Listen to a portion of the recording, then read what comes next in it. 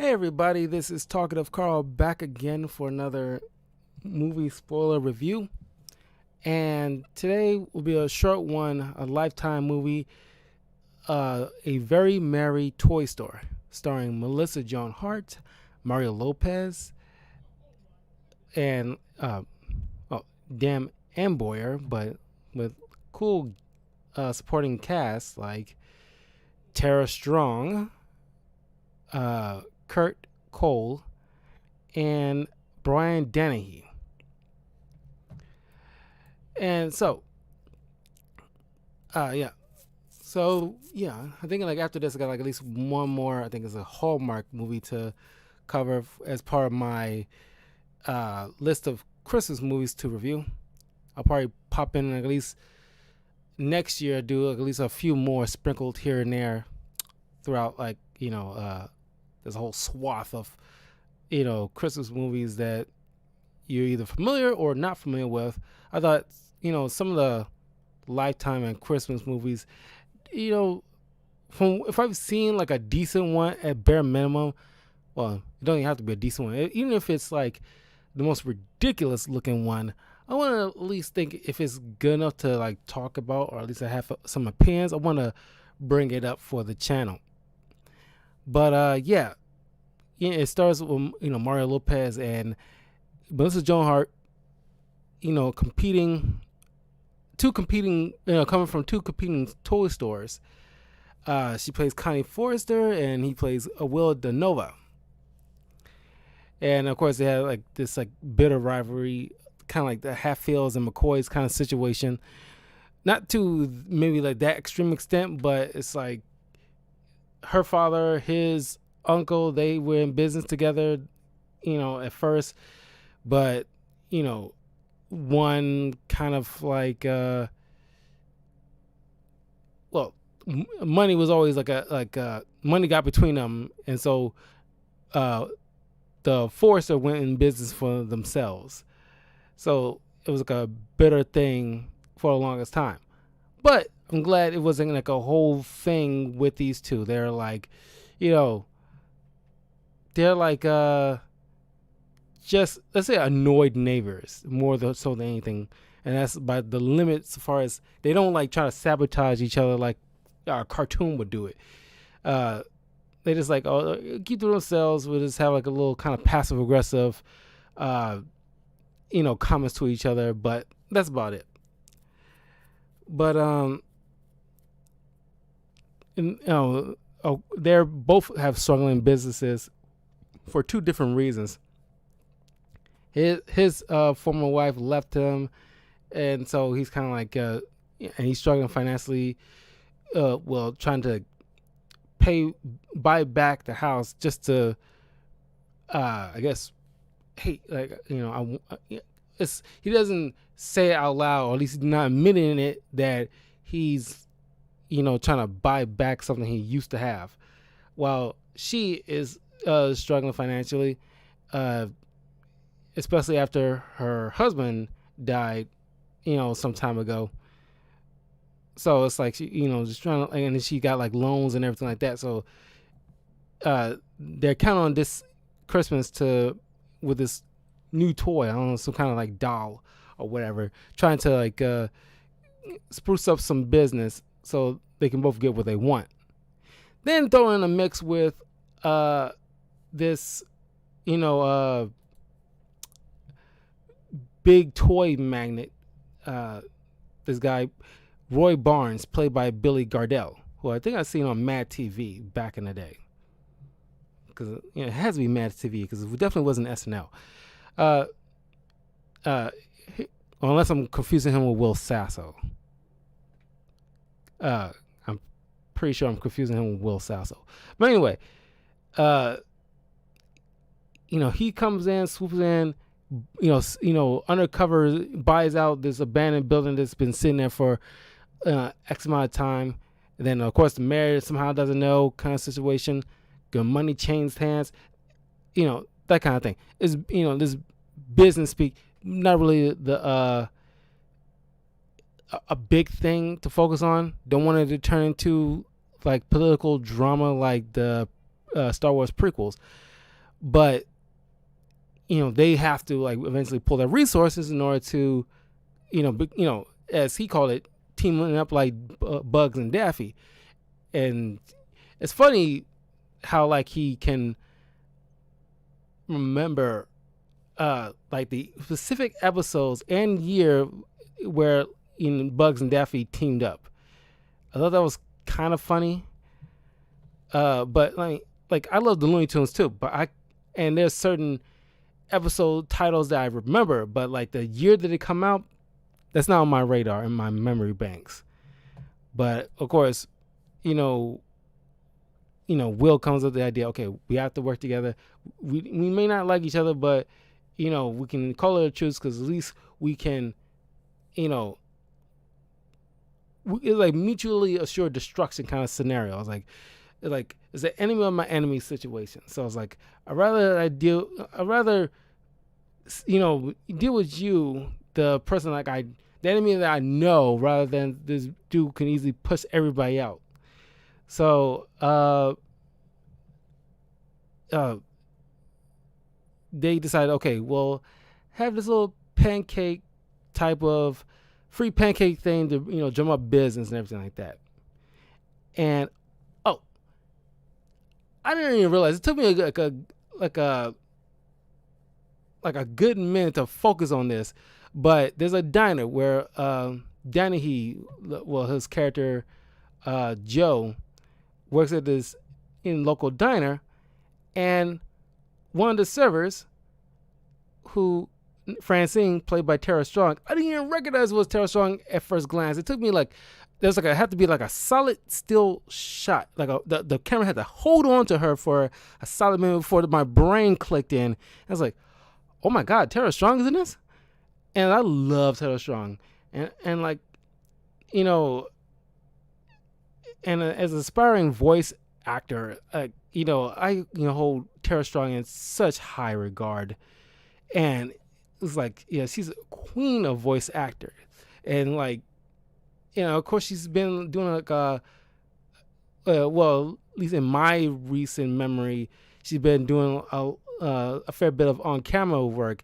There's some kind of TV show where she plays like this, like I don't know, it feels like some kind of crime-like scenario where she's some kind of like, like local mom crime boss kind of situation. I don't know, it's calling Mama Bear or something like that. But from clips I see, because I follow her on Instagram, because like there's certain clips that I've seen that she seems like one of those hardcore kind of boss ladies. Like, holy crap. But there's moments that I see Tara Strong in this, as I just love everything. Her scenes is fun. She plays like a not ditzy, but it's kind of like because she's obviously into the brother of Randy Forrester, who's like the local idiot though, and he's probably like one of the few things like I really, I want to say did not like, but it's kind of like very one note that I wish they kind of like I know it's like a Hallmark thing, but it's like, or a Lifetime thing, but it's kind of like you could have like, because they made him like such an idiot. It's like, the local idiot trope can be played right, but if is such a thing as making them too dumb, and he seems like he's too dumb to the fact that it's like too, I mean, like there's certain oblivious characters, like, oh, there's a local girl that he's that's into him, but he's too oblivious to recognize it. That can be all right, but it's just that there's certain things that he's like, it's kind of like Chris Hemsworth in like the female Ghostbusters movie. Is that kind of level of, well, maybe not that level of dumb, but he's like approaching that vicinity as far as like the level of stupid they portrayed him as. And it's like, I did not need him to be that dumb. But there's a certain, the only reason I bring up Tara Strong, because I have to, get Tara Strong out of my system, because I just want to talk about her. I gotta focus on the story, but I just want to talk about Tara Strong for a second. It's gonna be a Tara Strong kind of dialogue, but there's this moment that kind of stuck out for me, and I laugh every freaking time. It's just, Tara Strong is freaking amazing. And it's like, if you watch my review of Batman Returns, and my review for Cruella, where I mentioned about certain shots where the actors do something just outrageous is probably wasn't even asked for them, more than likely, where like Cruella, or at least Emma Stone, took that slice of banana peel from that fell on her after the garbage broke over her head, and she just ate that sucker, and how like Michelle Pfeiffer's character just put that bird in her mouth kind of situation. Tara Strong, because like the brother, he was ordering something, and then for some stupid reason he like see this cupcake, with the green frosting sitting on the counter of this like not taco stand, but looks like a taco stand kind of situation. And like as the clerk's back was turned, dude just like licked the frosting and put it back, and it's like, that's fucking gross. It's like, why would you do that and put it back on top of that? It's like, but as soon as he walked away, here come like Tara Strong's character Francine, and she just like, and she just licks the spider he licked, and it's like, holy. I was like, it's just the way she did is like not only hot, but also it's like, okay, it's like she just went for it. I don't even know if she like was asked for her, or she just did it instinctually and just went with it, and they just kept it in the scene. But oh my God, I love Tara Strong. She's just like, oh my God, it's like I just want to meet her one day, because she's just like, oh my God, she was like my hero. I love Tara Strong. It's like her and Steve Bloom and Johnny Young Bach is like I hold in like, and Nolan North I hold in like such high regards as far as like voice actors. But I love her. She is like amazing. Anything she's in, and she got that kind of like boss, energy, diva thing she got going on. It's like I just like such like find that such an appeal I'm just drawn to when it comes to women. And it's like, oh, she's just like amazing. Even though she's playing like a ditzy type of character, she's just fun to watch in this. Honestly, I mean, you can just find some kind of appeal to this movie just for her alone. Just to be honest with you. But anyway, I don't know. I had to spend at least a good few minutes talking about like Tara Strong character. Otherwise, I don't want to forgetting it. But anyway, they tried to, arrange to have these particular dolls that, it's kind of like the Turbo Man situation from Jingle All the Way. There's a high, price, popular doll that's the toy of the year kind of situation. And that, she's, Will and, I keep wanting to say Melissa Joan Hart. Will and Connie is trying to, get for their stores. And of course, the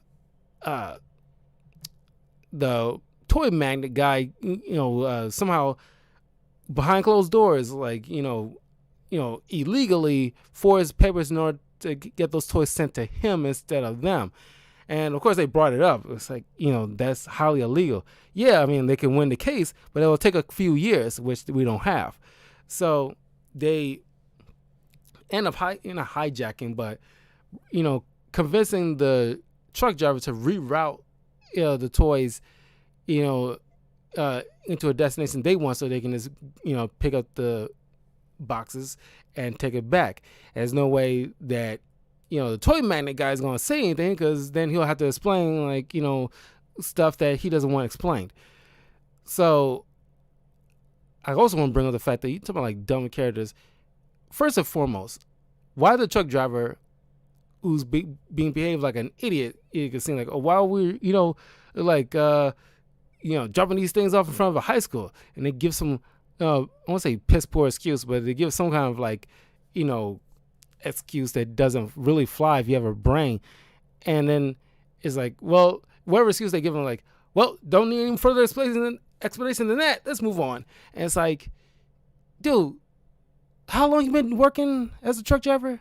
And I'm pretty sure they got some manifest or something like that to know, where things are going kind of situation. They can be easily fooled without, checking with their dispatch or a boss that they know who the name was. They could just answer any random person who says like, "Hey, you're going the wrong way," kind of situation. And if they go the wrong way, they could easily like, "I can't speak with like such and such boss," just to because that can easily throw them off their game because like, what if he asks for his superior to see like what's going on? Because it's like it's been jotted down for all intents and purposes. I don't want to like waste, even if it's right. I want to double check to make sure that I'm not wasting gas turning around to go to some other spot.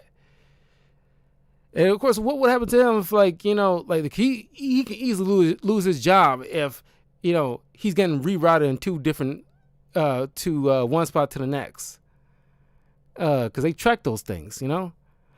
Anyway,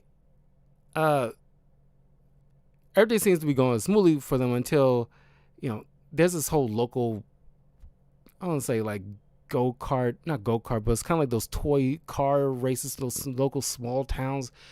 I want to say all of them have, but it's like you see them in certain movies like this when it has like if they have a kid, they gotta be some kind of play or go-kart toy race bullshit, and it's not even, it's non-entities, and they don't give a crap.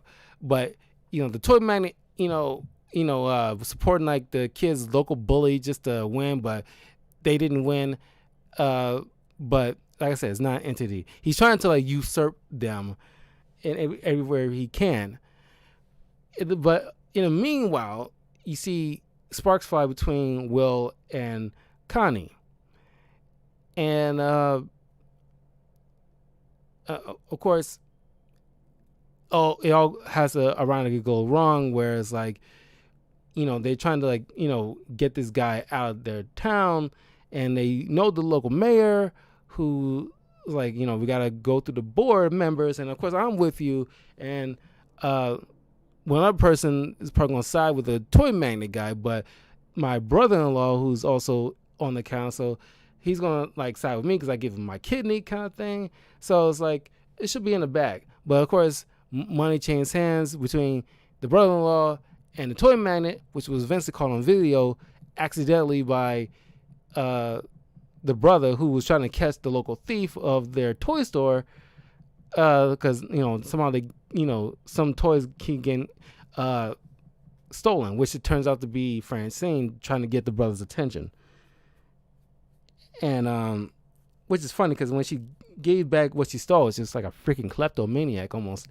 There's a lot of, I won't say a lot, but there's a clear product placement. There's like Hasbro being showed up here.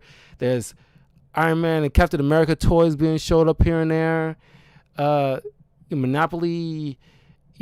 There's like clear things. It's like, okay, like we get it. It's like, there's a good handful of people that help pay for this movie. Most of which, Tara Strong worked for, to be honest. Or worked with, I should say. But, of course, the toy magnet guy tried to make Connie an offer she couldn't refuse, but she refused it. Made the same offer to Will. Of course, he has to be the one to take it. That caused a rift between two. Then, of course, they got voted out at the end. And Will, I'm glad that they kind of like didn't let that whole betrayal drag on longer than it has to. As soon as he realized his mistake at the board meeting, he told the toy man guy to go F himself.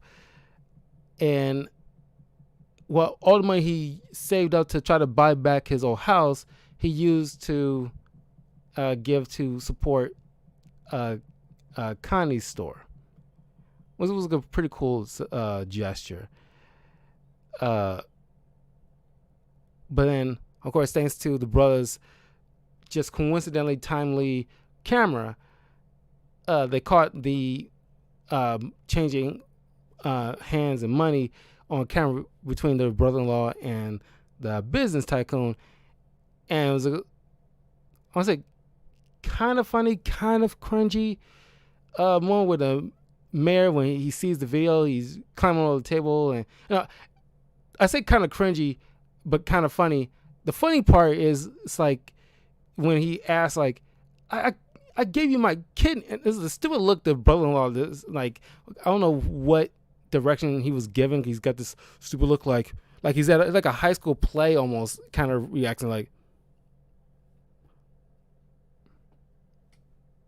kind of situation. And the mayor asked him like, I gave you my kidney. What did he ever give you? What was that? Like $8,000? It's like, I want my kidney back. And then the crazy part is when he's like, go over the top, like hopping over the table, trying to tackle him to the ground. And so it's like, and they get, like Will and Connie get, had like a small wedding inside her store and everything like that. And that's the movie ends. I mean, like, it's simple. It's like they kind of cut to the chase with, with the main plot. They didn't let like certain cliche writing drag on. The cliches are there, but thankfully they're cut short. It's like that whole, accepting the deal betrayal thing is like, is there few minutes that it's not even a few minutes. It was like very short. It's like next thing it's like, okay, over and done with, they don't let it drag on for like several scenes. So thankfully for that. Oh, if I have any other criticisms, when they're on the phone, when there's certain shots when they're trying to be on the phone with another person, I'm not sure what kind of editing is being used to simulate a phone call that is clearly meant to be somebody's somewhere else. And you've seen a scene where a person, like, if like I'm talking to like my brother and like I'm here right now and you're seeing me and my brother is across town, you should not be hearing my brother. I mean, it should be, if you're hearing him, you should, and the shot is on me, you should be simulate him, or at least record him separately and somehow simulate the sound of him being over the phone. The way they're shooting it is making it seem like they're in the same shot, but just not being on camera. It's like when she's talking, one scene when she's talking with her mother, she's like, Connie's clearly outside the store and the mother's at home. And when you see like, the shot on the mother and like she's talking with her daughter, Connie seems like she's right in the next room. And I thought that took me out of it just a little bit, because like I never seen that in any film before, not in my memory banks. Because like, how's that? Like, did you run out of money at some point? Because like, how is that even feasible? I never seen it in a film ever. The fact that it's like what is that? Like, that's weird. It's like, even on like even the lowest budgeted films that I've seen that's worse than even this could ever be, they still manage to pull off like a phone call where you can still acknowledge that it still sounds like the person is clearly not in the same room as you, and it's clearly being edited in a way where they sound like they can easily still be over the phone. It sounds like they're over the phone.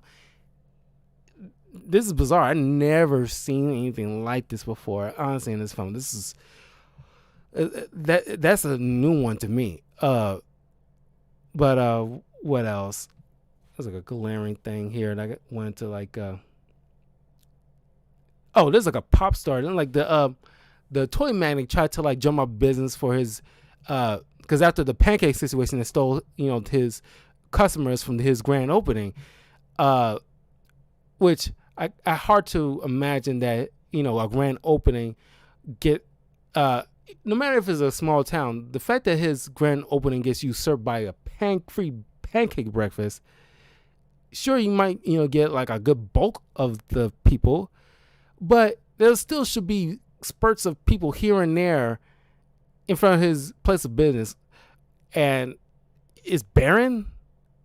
Like, what kind of pancakes are they serving to be that good to drag everybody to it? Another thing, he tried to get his, the people back, by hiring this like weak ass pop star. And some known, like, I don't even, the name's not even that important. She's like on some, crappy news report thing that's, they usually have in these films. And like you see like her like singing in the crowd, is obviously super lip syncing, and it's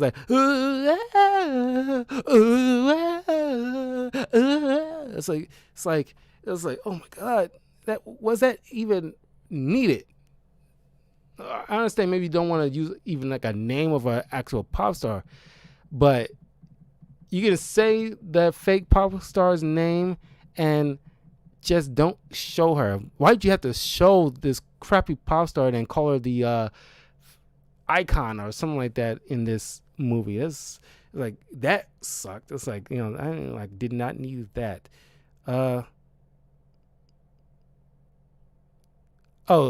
and then she has, Connie, when like she asks Will about like, hey, what's like the best gift you ever got as a kid? And he tells her like one of the toys that he has as a kid that's like, like that outranks anything he ever gotten. And then she regales him. She somehow beautiful minds it and like tells him not only the toy, but like seems like the manufacturer and the year it came out and all this other stuff. It's like I get you're a toy store owner, but I've been to toy stores. It doesn't have to be like KB Toys or even Toys R Us and wherever like that. And whoever owns it doesn't have like a super detailed knowledge on every toy that ever came out, to the point where she's committed to memory. That is like super unrealistic. Maybe it's like if it's like a toy that you like, that you found appealing, and you can probably remember the age or year that you got it for Christmas or your birthday or something like that. Like maybe a girl who remembers getting like an Easy Bake Oven as a kid, and she can probably remember the year and what age, but she doesn't remember like the manufacturer or anything like that. That's just like, or at least the year that the model came out, the first model came out, or anything like that. That's just too much of a deep cut to be realistic. But this movie is it's all right. Like I said, like it's short, sweet, to the point, and they don't let the cliches linger for more than maybe like a minute or two. And I appreciate that. Not many, especially Lifetime and Hallmark movies, not many do that. They let that stuff drag on, until almost to the very end of the film. And like, that's a testament to, in my opinion, a testament to the writers of this. It's like, from the movies I've been watching or reviewing for the channel, at least for like the Hallmark and Lifetime versions of Christmas films in the past couple of days, I always commented on these particular films that, and it's will eventually be more coming up, by the next year, that I, any Hallmark and Christmas movie that I want to throw into the pile next year. But I appreciate the few that I'm seeing here, that I'm reviewing. They kind of like, don't. I mean, either don't succumb to the tropes. You see the tropes here and there, but either they don't linger on it for too long, or they lessen the amount. So that way, even though when they pop up, you still have the bulk of the movie to like appreciate. Because if usually back in the day, those cliches will just be like running rampant throughout a film, and that bugs me personally more so than anything else. So in the past few years, they've been doing better with like, maybe because, they have like newer writers and, that's probably around my age, and they, probably got tired of the same old crap that we used to watch when we was tiny little kids. They kept getting, recycled over and over each year. So they kind of like, okay, let's change things up, because this is not your grandfather's Hallmark Channel kind of situation. So yeah, I mean, it's a very middle of the road movie. It's like you can easily say like, you'll watch it once Yeah, and one and done kind of situation. You might not always return back to it, but it's okay enough. And there's some charm out of it that there's some fun you get out of this. There's a thing with the diner guy and Connie's mom is boring. It's like, you got two old fogies, like you gotta get them together kind of situation. But it's like it's not even a thing. It's the kid and the old people. It's like they're there, don't really care. It's not really like they're not even a focus. Thank God.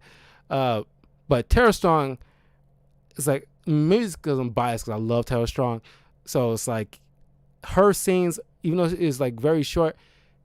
I want to say short, but it's just like the little scene she is in there, she like stands out, and it's like, and she's got this goofy nature. She's so fun. You can easily see she's fun, and she's probably a freak too, like a super freak. The fact that she licked that cupcake just without hesitation, it's like wow. And then the way she licked it was just like it was kind of like turns your head a bit. It's like, I can't imagine anybody, behind the scenes, like the cameraman who had to shoot that. It's like, didn't like say like, wow, or anything like that. Cause like, cause Tara Strong is hot. And of course she's Harley Quinn. It's like, duh. And she's just fun. She's a fun person. I love Tara Strong. She's a great human being. So smart and so talented. It's like, I just love Tara Strong. Everything about her. She's got the great energy that I just dig. But yeah, I mean, like, that's probably the reason why, like, I probably, give this movie any kind of props is mostly because of Tara Strong. And of course, Mario Lopez and Melissa Joan Hart. Like, those three are the primary ones that I probably give this movie an okay pass because they're so great in this. Because because these three are like, at least in my generation, icons. And like, they're great in anything they're in, honestly. I just love these three. And of course, you got Sabrina the Teenage Witch, who wouldn't love her? And then you got Tara Strong, who's Raven, and Bubbles from the Powerpuff Girls, and Harley Quinn, and Ben 10. It's like My Little Pony. Is like, you got this, like, just, she's literally your, like, well, all three of them are pretty much the foundation of all of our childhoods. I mean, it's like they deserve all the respect. But anyway, yeah, that's my, review for A Very Merry Toy Store. It deserves a watch. At least give it one watch, and it might be your cup of tea. You might get some kick out of it, but definitely watch it just for those three actors alone. But anyway, don't forget to leave a like, comment, subscribe, all the good stuff to Talkative Carl on YouTube, Twitch, and Twitter. Follow me on my Patreon. That's patreon.com/talkativecarl. If you want, if you have a particular review you want me to cover, like a movie, an episode or two on a TV show, or just like a general topic that you want me to talk specifically like one-on-one with you, check out the Patreon. I'll definitely give it a look-see and definitely set you as a priority and make a review just for a particular person. I did it for a couple of people so far already. Like, one about like you can check it out on the channel too. I did a video for a particular fan who wanted me to cover about like deaths in video games and their impact, and like I cover that. So yeah, so I'll see you guys in a little bit. I'll start covering Batman and Robin in a little bit. Give you my thoughts on that, and then I got to cover, to wrap up the movie review for today, the not Jim Carrey Grinch, not this year anyway, but the Benedict Cumberbatch version of the Grinch, which I have some thoughts on that. So yeah, looking forward to those, and I'll see you guys in a little bit. Peace.